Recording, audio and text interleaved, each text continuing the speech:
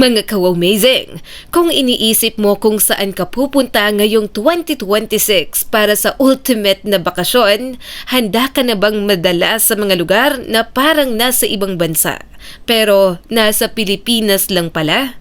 Mula sa malaparaisong dagat, nakakabighaning bundok, hanggang sa mga isla na tila lihim ng kalikasan.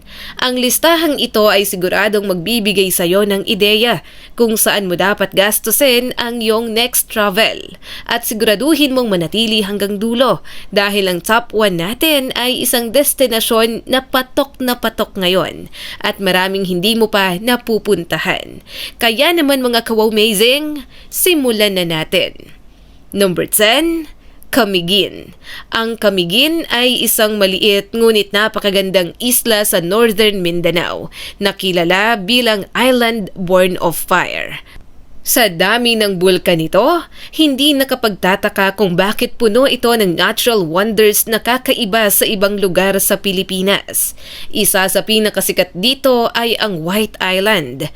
Isang sandbar na napapalibutan ng malinaw na tubig at may tanawing bulkan sa likuran.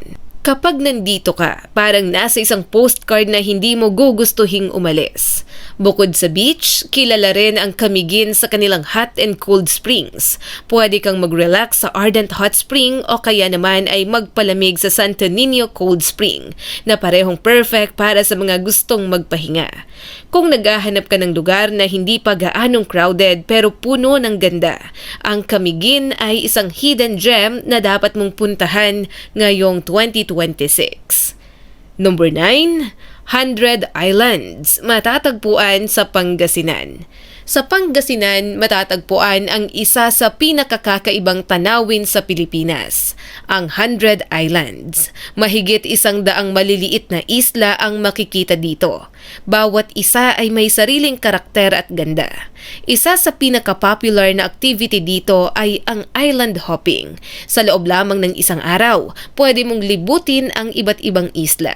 Mula sa Quezon Island hanggang sa Governor's Island. Bukod sa paglangoy, maaari ka ring mag-snorkeling at makita ang makukulay na coral at isda sa ilalim ng dagat.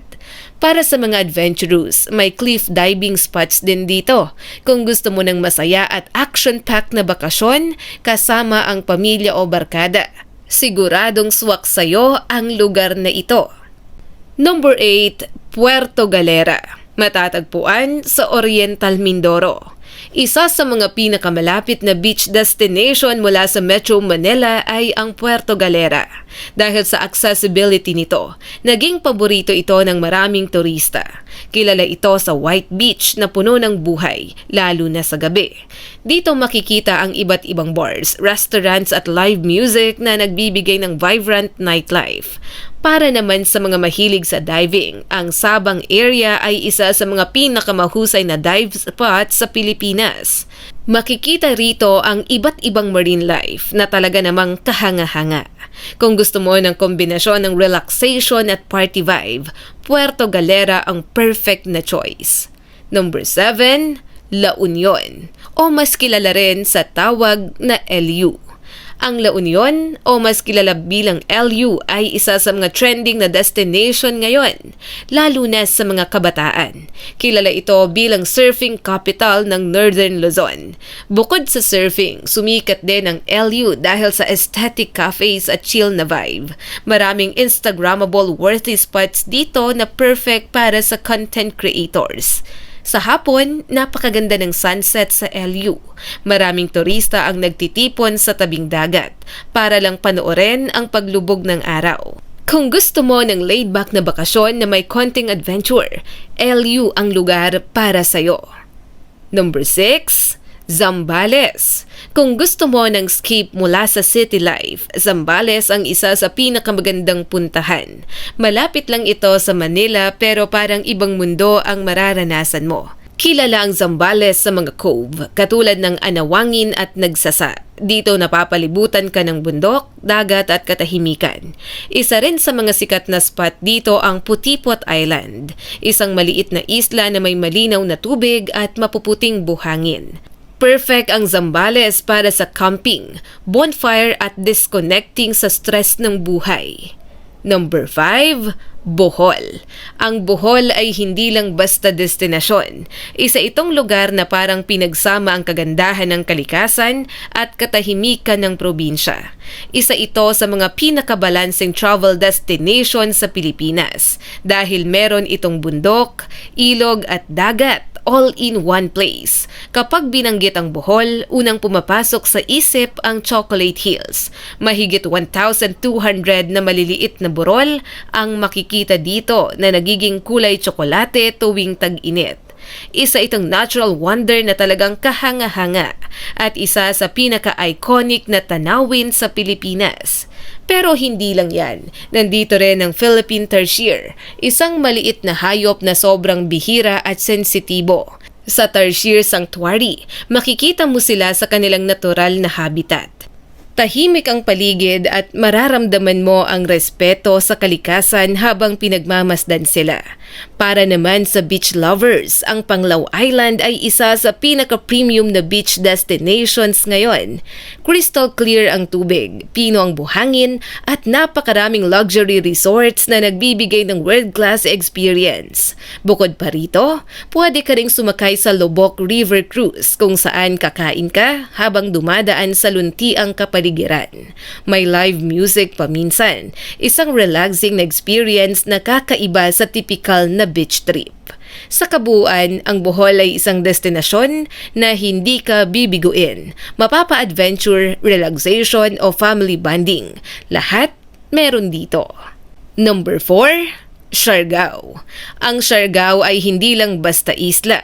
Isa itong lifestyle. Kilala bilang surfing capital of the Philippines. Pero higit pa dito ang ino-offer ng lugar na ito.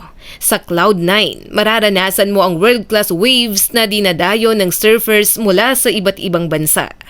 Kung hindi ka surfer, sulit pa rin pumunta dito para makita ang lakas ng alon at ang ganda ng tanawin lalo na sa sunrise. Isa sa pinaka-highlight ng Siargao ay ang Sugba Lagoon. Dito makikita ang napakalinaw na tubig na kulay emerald na napapalibutan ng bundok. Pwede kang mag-kayak, mag-swim o tumalon mula sa diving board. Hindi rin mawawala ang iconic Coconut Road, isang mahabang kalsada na napapalibutan ng libu-libong puno ng niyog. Isa ito sa pinaka-photogenic na lugar sa Pilipinas ngayon. Ang isa pang dahilan kung bakit sikat ang Siargao ay ang chill vibe nito. Walang pressure, walang stress, parang slow life lang. Dito matututunan mong magpahinga at i-enjoy ang simpleng buhay. Kung gusto mong tumakas sa ingay ng syudad at maranasan ang island life na tunay, Siargao ang perfect na destination. Number 3, Cebu. Ang Cebu ay tinatawag na Queen City of the South at hindi ito basta titulo lamang. Isa itong powerhouse pagdating sa turismo dahil sa dami ng pwedeng gawin at puntahan. Isa sa pinaka-adrenaline na experience dito ay ang canyoneering sa Kawasan Falls. Tatalon ka mula sa matataas na bato, lalangoy sa malamig na tubig at lalakad sa makipot na canyon. Isang adventure na talagang unforgettable. Para naman sa mga mahilig sa marine life, sikat ang Oslob Whale Shark Watching. Isang napakalaking karanasan ang makalangoy kasama ang gentle giants na ito. Isang bagay na hindi mo basta-bastang mararanasan kahit saan. Sa Mualbual naman, makikita ang Sardine Run, isang phenomena kung saan milyon-milyong isda ang sabay-sabay na gumagalaw sa tubig. Para kang nasa isang documentary kapag nakita mo ito sa personal. Hindi rin pahuhuli ang Cebu City. Punong-puno ng restaurants, malls at nightlife. Kaya kahit gabi, hindi ka mauubusan ng gagawin. Kung gusto mo ng kombinasyon ng city life at nature adventure, Cebu ang isa sa pinaka-solid na destination sa Pilipinas. Number 2, Palawan. Ang Palawan ay hindi lang maganda. Ito ay world class. Ilang beses na itong kinilala bilang isa sa pinakamagandang isla sa buong mundo. Sa El Nido, matatagpuan ang mga hidden lagoons at beaches na parang eksena sa pelikula. Ang tubig dito ay sobrang linaw na makikita mo ang ilalim kahit malalim na. Sa Coron naman, sikat ang Kayangan Lake, isa sa pinakamalinaw na lawa sa Asia. Ang kulay nito ay parang hindi totoo. turquoise na halos parang edited na larawan. Isa rin sa mga kakaibang experience dito ay ang shipwreck diving. Dahil sa mga lumubog na barko noong World War II, naging diving paradise ang Coron para sa mga adventurous. Ang Palawan ay hindi lang basta travel destination. Isa itong lugar na nagbibigay ng sense of wonder. Parang bawat sulok nito ay may bagong sorpresa. Kung gusto mong maranasan ang isa sa pinakamagandang lugar sa mundo, hindi mo dapat palampasin ang Palawan. Number 1, Boracay. At narito na tayo sa ating top 1, ang destination na hindi kailanman mawawala sa listahan. Ang Boracay. Ang White Beach ng Boracay ay isa sa pinakamaganda sa buong mundo. Pino ang buhangin na parang pulbos at ang tubig ay malinaw na parang salamin. Kahit ilang beses mo na itong mapuntahan, hindi ka magsasawa. Sa umaga, pwede kang mag-swimming, parasailing o island hopping. Sa hapon, isa sa pinakamagandang sunset sa Pilipinas ang makikita dito. Kulay orange, pink at purple ang langit. Pagdating ng gabi, nagbabago ang Boracay. Nagiging buhay ang paligid. May fire dancers, live music at mga bars na puno ng energy. Ito ang dahilan kung bakit sikat ang Boracay sa nightlife. Matapos ang rehabilitation, mas naging maayos at malinis ang isla. Mas regulated, mas eco-friendly at mas kaaya-aya sa mga turista. Sa lahat ng beach destination sa Pilipinas, Boracay pa rin ang benchmark, ang standard kung gaano kaganda ang isang isla. Kung gusto mo ng complete experience, relaxation, adventure at nightlife, walang tatalo sa Boracay. Mga ka-wowmazing, sa dami ng magagandang lugar na pwede mong puntahan ngayong 2026, isang bagay ang sigurado. Hindi mo kailangang lumayo para maranasan ang paraiso. Mula sa tahimik na alon ng Camiguin hanggang sa world-class na ganda ng Boracay, pinatunayan lang ng Pilipinas na kaya nitong makipagsabayan sa pinakamagagandang destinasyon sa buong mundo. Pero tandaan mo, hindi lang tungkol sa lugar ang paglalakbay, kundi sa mga alaala, kwento at karanasang dadalhin mo habang buhay. Kaya habang may oras ka pa, habang kaya mo pang gumala, huwag mong hayaang lumipas ang mga pagkakataon.